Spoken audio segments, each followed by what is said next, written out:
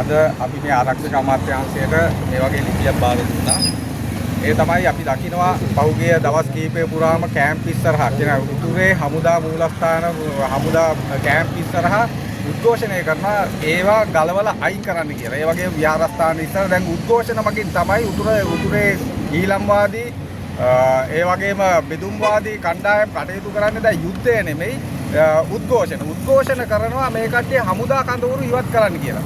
මේ හමුදා කඳවුරු ඉවත් කිරීම කරනවා නම් කරන්න ඕනේ රාජ්‍ය ආරක්ෂක අංශ විසින් තීරණය කරලා දැන් ආරක්ෂාව තහවුරු වෙලා කියලා කියනවා නම් ඒ ඇරෙන්න උද්ඝෝෂණ වලින් කඳවුරු ඉවත් කරන්න, වෙහෙර විහාරස්ථාන ගලවලා අයින් කරන්න, සිංහල ජනතාව පදිංචි වෙන එක නවත්තන්න හැකියාවක් උද්ඝෝෂණ වලට නැහැ. අපි පැහැදිලිවම කියනවා මේ උද්ඝෝෂණ කරන කට්ටියට වහාම ඔතන ඉවත් වෙන්න.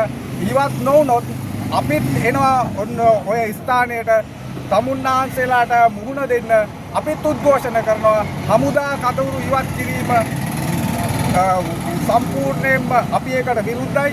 ඒකට විරුද්ධ ජනතාව අපි ඔතන ඒකරාශී කරනවා. අන්න ඒක අපි මේ රාජ්‍ය අංශවලට කියනවා. ඒ වගේම සෑම හමුදා නිලධාරීන්ට ඔය කියන කැම්ප් වල අධිකාරියට ඒ වගේම දෙමළ ඊළම්වාදී බෙදුම්වාදී උද්ඝෝෂකයන්ටත් අපි ඒක පැහැදිලිවම කියනවා. මේ අය දැනගන්න ඕනේ මීට කලින් උද්ඝෝෂණ තිබ්බේ හමුදා කඳවුරු ඉවත් කරන්න නෙමෙයි හමුදා කඳවුරු ඉවත් කරන්න එපා කියලා. ඔය කර්කෝවිලම් සුලිපුරම් වලදී හමුදා කඳවුරු ගලවද්දී ඒ ප්‍රදේශයේ ජනතාව දැනගෙන හිටියා මේ කඳවුරක් තියෙන එකෙන් ඒගොල්ලන්ට තියෙන වාසිය. ඒ වාසිය තකා ඒ අය උද්ඝෝෂණ කරා හමුදා කඳවුරු ඉවත් කරන්න එපා කියලා. ඒ වගේම හමුදා කඳවුරකින් කරන්නේ හැමදාම යුද්ධ කර ඉන්න එක නෙමෙයි යුද්ධ ඇතිවීම නැවැත්වීමටත් මේ හමුදා කඳවුරු වැදගත් වෙනවා කියන එක ඒ ප්‍රදේශයේ ජනතාව දැනගෙන හිටියා. හැබැයි මේ ඊළම්වාදී බෙදුම්වාදී දේශපාලන අන්තවාදීන්ට මේක තේරෙන්නේ නැහැ. ඒ අයට අවශ්‍යයි උතුරු නැගෙනහිර ඒකාබද්ධ කරන්න, බෙදන්න, ඊළම් රාජ්‍ය දිනා ගන්න.